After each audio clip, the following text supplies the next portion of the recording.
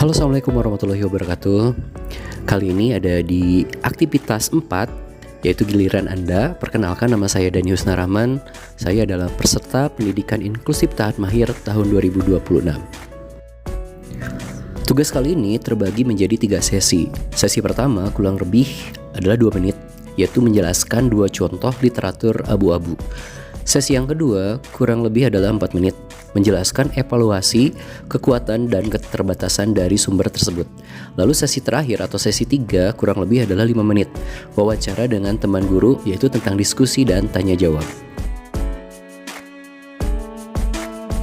Pada sesi 1 kali ini, saya ingin berbagi pengalaman saat saya mencari sumber informasi tentang pendidikan inklusif. Awalnya saya berpikir semua sumber harus berasal dari jurnal ilmiah. Saya mencoba mencari di berbagai database, tetapi ternyata tidak semua informasi yang saya butuhkan mudah dipahami atau langsung bisa diterapkan di kelas. Lalu saya menemukan jenis sumber lain, yaitu disebut literatur abu-abu. Literatur abu-abu adalah sumber seperti laporan, panduan, atau dokumen resmi yang tidak melalui proses peer review atau diteliti terlebih dahulu oleh para ahli, tetapi sangat-sangat bermanfaat.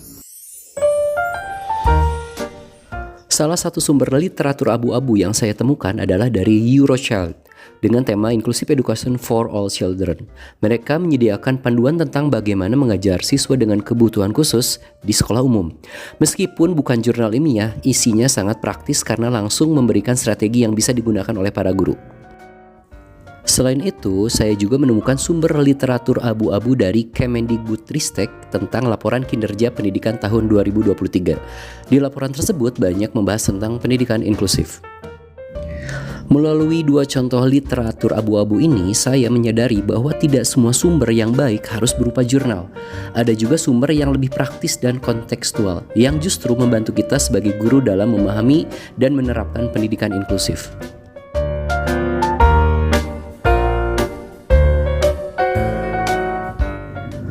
Setelah menemukan 2 sumber literatur abu-abu tersebut, saya mulai bertanya pada diri saya sendiri, seberapa kuat sebenarnya sumber ini untuk saya gunakan dalam mengajar. Di satu sisi, saya merasa literatur abu-abu sangat membantu. Bahasanya lebih sederhana, tidak terlalu teknis, dan langsung memberikan solusi yang bisa diterapkan di kelas. Sebagai guru, ini tentu sangat memudahkan. Namun di sisi lain, saya juga menyadari bahwa sumber ini tidak selalu merarui proses peer review, yaitu proses di mana penelitian diperiksa oleh para ahli sebelum dipublikasikan. Artinya, saya tetap perlu berhati-hati dalam menggunakannya. Kemudian saya membandingkannya dengan literatur ilmiah atau literatur putih. Literatur putih adalah seperti jurnal ilmiah, memiliki keunggulan karena sudah melalui proses peer review, sehingga lebih akurat dan dapat dipercaya. Selain itu, penjelasannya juga lebih mendalam karena disertai dengan metodologi penelitian yang jelas. Tetapi, saya juga merasakan bahwa literatur ilmiah seringkali sulit dipahami dan tidak selalu praktis untuk langsung diterapkan dalam pembelajaran sehari-hari. Dari sini saya mulai melihat perbedaan yang cukup jelas. Literatur abu-abu lebih praktis dan mudah digunakan, tetapi perlu dicek kembali keakuratannya. Sementara literatur putih lebih kuat secara ilmiah, tetapi kurang praktis dalam penggunaan sehari-hari. Namun keduanya ternyata memiliki tujuan yang sama, yaitu membantu meningkatkan kualitas pembelajaran. Akhirnya saya sampai pada kesimpulan bahwa saya cukup yakin menggunakan literatur abu-abu sebagai panduan dalam mengajar, tetapi harus dicek terlebih dahulu menggunakan tes Scrap. Apa itu tes Scrap? Tes Scrap adalah cara untuk menilai apakah sebuah literatur abu-abu dapat dipercaya atau tidak. C-nya itu asal kata dari currency atau kebaruan, seberapa terbaru sumbernya, misalnya dari tahun 2025. Lalu R-nya adalah relevance atau kesesuaian, apakah isi sesuai dengan topik yang kamu cari. Terus A, authority atau otoritas, siapa yang membuat, lembaga terpercaya atau tidak. Terus A lagi yaitu accuracy atau keakuratan, apakah datanya benar atau didukung oleh bukti. Dan P adalah purpose atau tujuan. Tujuannya dibuat untuk apa sih? Untuk edukasi, untuk penelitian, atau untuk opini. Dari pengalaman ini, saya belajar bahwa menjadi guru bukan hanya tentang mencari sumber, tetapi juga tentang bagaimana kita memilih dan menggunakan sumber tersebut secara bijak. Assalamualaikum warahmatullahi wabarakatuh. Selamat datang di video sesi 3, yaitu wawancara dengan guru atau kerabat di lingkungan sekolah masing-masing. Oke, selamat pagi Bu Nelly, apakah sehat kabarnya? Alhamdulillah sehat. Terima kasih Bu Nelly sudah mau membantu saya dalam pembuatan video wawancara ini. Agar tidak lama, kita langsung saja ke pertanyaan pertama ya.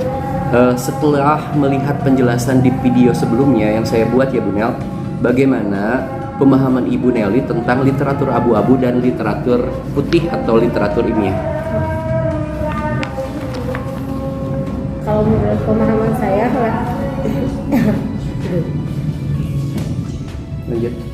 kalau apa itu literatur abu-abu itu kita punya data atau punya bahan penelitian, ya, bahan gitu. penelitian itu kita punya, tidak harus di apa namanya, Tidak harus diteliti dulu ya, sama jadi sama harus orang yang ngerti gitu. ya, jadi bisa langsung dilakukan. Mhm. Kalau literatur putih atau ilmiah itu ya harus ada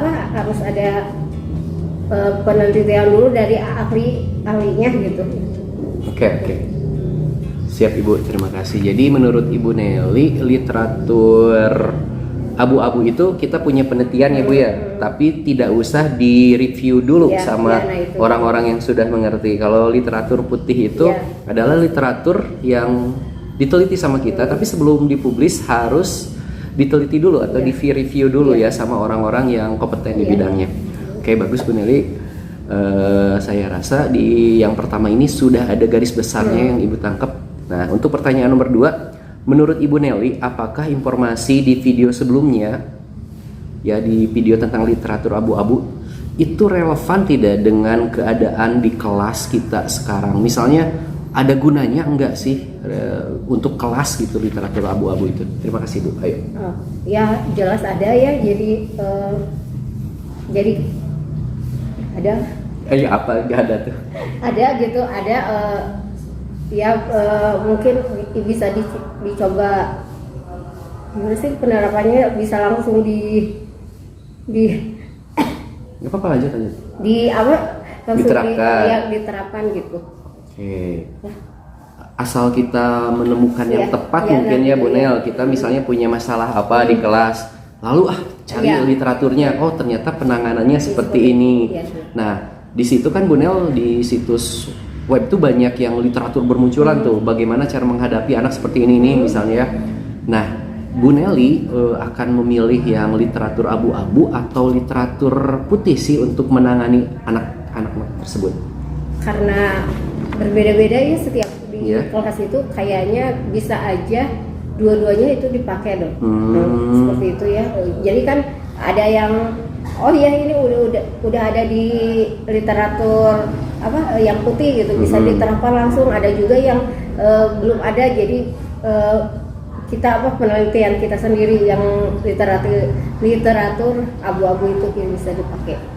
Oke, nih kalau literatur putih mah kan sudah jelas ya Bu, langsung bisa dipakai karena itu sudah melalui peer review dulu sama orang-orang yang kompeten di bidangnya. Tapi bagaimana nih untuk literatur abu-abu, apakah kita bisa langsung memakainya atau ada cara khusus agar literatur abu-abu itu misalnya ini mah literatur yang bagus nih untuk diterapkan, ada tidak caranya?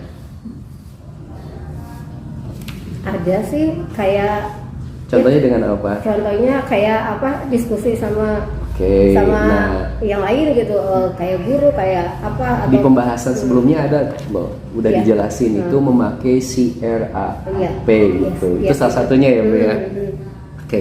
Nih terakhir Bu Nel, jikalau kita ingin menerapkan literatur abu-abu, literatur putih di kelas kita, menurut Bu Nelly apa kendala yang paling besar gitu untuk menerapkannya?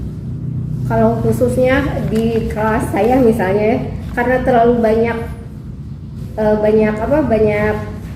siswa yang membutuhkan penanganan khusus yang beda-beda gitu. Jadi ya itu kendalanya, tidak mungkin bakal banyak gitu metode-metodenya yang di abu-abu itu gitu. Banyak gitulah pokoknya. Betul, Bu Nel. Karena di kelas kita kan berbeda-beda ya. Iya, gitu. Kalau berbeda-beda bisa tidak dikelompokkan sama kita dengan yang sama sejenis misalnya itunya kebutuhannya. Bisa kan seperti itu? Bisa. Betul ya, Iya, dikelompokkan betul. Iya, dulu betul, baru betul. kita nyari literatur yang sesuai dengan permasalahan Iya, tersebut. Oke, betul ya. Jadi bisa saya simpulkan ya, untuk yang terakhir implementasi di kelas memang banyak sekali siswa berkebutuhan khusus. Nah, bagaimana cara penanganannya yang sesuai adalah kita mengkelompokkan dulu, baru kita cari literaturnya yang sesuai. Literatur putih, literatur abu-abu bisa dipakai sebenarnya. Nah, untuk kesesuaian literatur abu-abu kita bisa menggunakan teks CRAAP. Jadi disesuaikan dulu nih. Nah, gitu. Terima kasih Bu Nelly atas waktunya dapat berkontribusi di video saya. Dan sekian video sesi 3 ini. Wassalamualaikum warahmatullahi wabarakatuh.